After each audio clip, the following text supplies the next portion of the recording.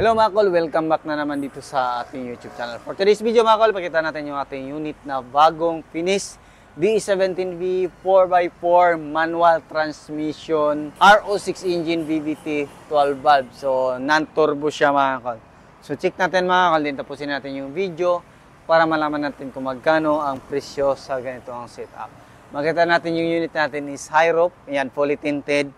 Then makita natin yung kulay ng ating unit is pearl white, Ansal urethane paint. Then makita natin dito black tail bumper, naglagay tayo ng amber lights dito. Then naglagay tayo ng fog lamp. At the same time, meron siyang signal light at saka park light. Makita natin ito yung original headlight, H4 halogen, T10 yung park light natin. Then ito yung signal light natin dito. Then dito naman sa gilid mga kol, naglagay tayo ng fender. Tapos, naka 13 inches na brand new mags and brand new tire. Ang sukat ng ating gulong is 165 by 80 R13. So, ito yung design na napili ng ating customer. Then, kung makita natin dito mga kol, fully undercut yung unit natin. Naka-disc brake yung harap natin. Makita natin dito, auto fold and retractable yung side mirror natin. Kompleto tayo sa rain visor. Yan, dito kinulayan din natin ng color black dito. Yan, para magmukhang buong salamin siya. Then dito, naglagay tayo ng customized na full carrier solid. Yung ginamit natin ito para kaya natin lagyan ng mabibigat na karga. Ito naman, makita natin dito. Ito yung request ng ating customer na lagyan ng color black dito. Yan. Then dito, meron din tayong fender. Tapos yung likuran natin mga kol is naka brake drum. Tapos, yun, nakalip up ng 2 inches yung unit natin. So, solid na bakal yung gamit natin. 6 mm yung gamit natin dito mga kol. Para tatagal yung lift up kit natin mga kol. Hindi lang pang ano talaga yung... Kasi marami tayong nakikita na lift up kit na ginawa lang na sobrang nipis. So, ginawa natin is dapat solid talaga yung lift up kit natin kasi mabibigat yung ikakarga. Then dito, makita natin, naglagay tayo ng spoiler, full aluminum ladder, stiff board, then naglagay tayo ng backing sensor. Naglagay din tayo ng dalawang camera, tapos split holder para hindi mabend yung plaka natin mga kol. So, kita natin, naglagay din tayo ng sticker natin sa ating YouTube channel. Tapos yan, titingnan natin dito sa loob ng ating sasakyan. Yan, makita natin, naglagay tayo ng upuan. So, at the same time, pwede natin gawing storage box. Yan, ito. Ito yung storage box natin. Then, ito yung brand new matting natin. Then, nag-request yung client natin ng deep dish mat. So, available yung deep dish mat dito sa shop natin. Kung gusto nyo mag-order, pwede namin ipaship through GNT. So, makita natin, ito yung deep dish mat natin. One set yan mga kol. Tapos, nasa 5,000 yung set. Yan, makita natin. Yan, upuan natin. Ito yung upuan natin dito sa likuran. Ayan. So, kasya yung dalawang tao. Bawat upuan. Tapos, dalawa din dito. Yan. So, ito yung headroom natin. Tapos, yun, oh. Then, makita natin dito sa harap is naka-captain seat siya. Tapos, ito yung design na napili ng ating customer. All black. Pakita natin. Yung ganito unit, mga kol, is non-power slide. So, walang power slide sa mga B-variant. Yan. Manual sliding. Tapos, naka-plastic cover dito. Naka-deep dish mat. Yan, napaganda. Tapos, yan, captain seat yung unit natin. Ito yung captain seat natin. Meron siyang armrest, foldable, tapos meron siyang headrest. Ito yung headrest natin. Tapos, makita natin, deep dish mat, social, di ba? Tapos, ito, naka-black felt yung itaas natin. Meron tayong hawakan dito. Meron tayong extra mini fan dito. Ito yung request ng ating client na palagyan ng mini fan. So, dito tayo.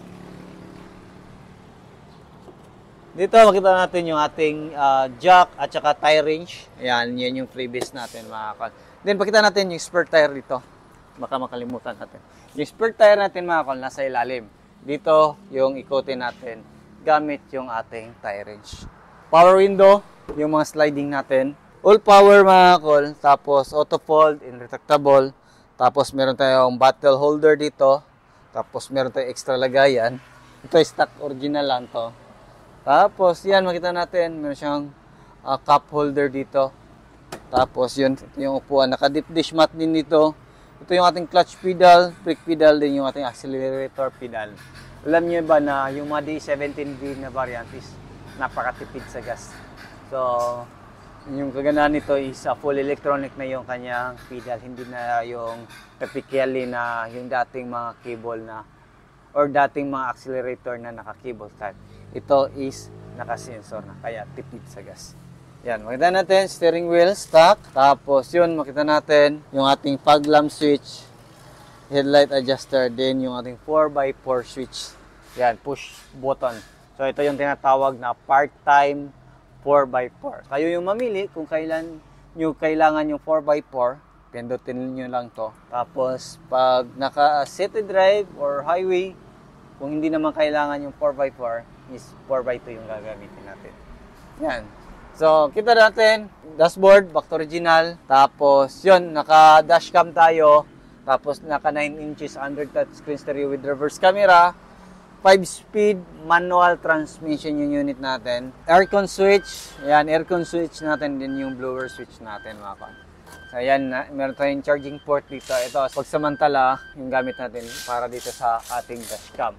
Meron din siyang ilaw dito, sun visor. Then yung kagandahan sa mga D17V, lalo na mga power window, is meron siyang lagayan dito. Di ba? Ganda. Tapos meron siyang extra lagayan dito.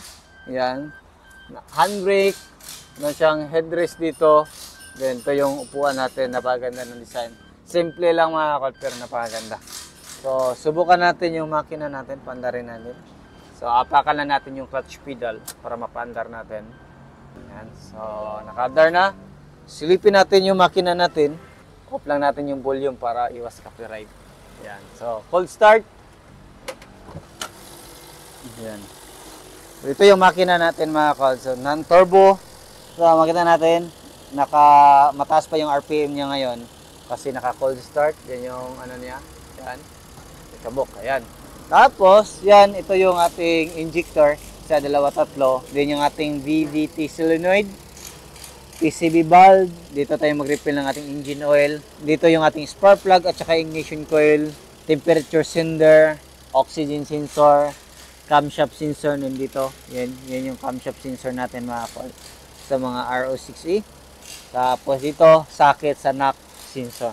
So yan yung makita natin. Then meron siyang bleeder dito. Yan yung bleeder niya, 8mm. Yan yung bleeder ng ating unit. Ganda ng andar, napakalamig ng andar ng sasakyan natin ngayon na. Kintab. So, subukan natin dito sa kabila kung ano yung makita natin dito. Yan. Yan. So, gas tank opener din dito. Yan, goods. So, alternator, throttle body, full electronic. Tapos, main fuse box natin, air filter housing. Yun yung ECU natin. Dito tayo mag-check ng ating engine oil. Ayan. So, yung engine oil natin is yung gamit natin dito is yung ating Prime Lube lubricants. So, ito yung gamit na oil natin mga kol, yung Prime Lube lubricants natin. Prime Lube Singapore. So, made in Singapore to mga kol, kaya hindi basta-basta din. Kung makita natin dito, ito yung Spark 1 Plus Gasoline Fully Synthetic. Ang kagandahan nito mga kol is swak sa weather sa Pilipinas kasi no anti-freeze additives. Tapos, nag-additional ng 15% viscosity index improver. So, yan yung kaganda nito. Tapos, Euro 4 and Euro 5 standard na din siya mga kol. Tapos, low carbon, less sludge formation with additional anti-foaming, anti-wear, VII additives to protect and accelerate the performance of your gasoline engine. So, yan yung kagandahan nito mga kol. Di ba? So, ito, available to dito sa shop natin. Or pwede kayo mag-message sa Prime Lube Lubricants na page. Pero ayan, nagbibenta din tayo nito mga kol. Yung fully synthetic, meron din tayo yung semi-synthetic at mineral based na oil. Kung gusto nyo, protektahan yung makina nyo, bili na kayo nitong ating Prime Lube Lubricants. So meron din tayong pang diesel nito, ETF at saka gear oil. Meron din tayong grasa nito mga kol. So dito tayo, hood opener. Makita natin dito. Yan, goods. So, dito naman, dukutin lang natin dito para makita natin yung ating hood. Coolant reservoir, tapos brake fluid reservoir, tapos dito yung ating windshield washer, reservoir. So, yan yung setup natin ngayon mga kol. Yung presyo nito is umabot siya ng 470,000 all-in mga kol. So, yan yung setup natin ngayon. Kung gusto nyo mag-order ng ganito, visit lang kayo sa ating shop sa Procto A, Barangay Santo Niño, Carmen, Davao del Norte, or mag-message lang kayo sa ating Facebook page na Dodong Lagan, Auto Parts and Auto Trading. So, yan lang muna yung ating vlog for today. Maraming salamat sa inyong patuloy na pagsubaybay. Sa bago lang sa ating channel, don't forget to like, share, and subscribe. Then click na rin yung notification bell para updated kayo sa ating mga next video uploads kagaya ito. Ingat po mga kol, and bye-bye. God bless po sa ating lahat.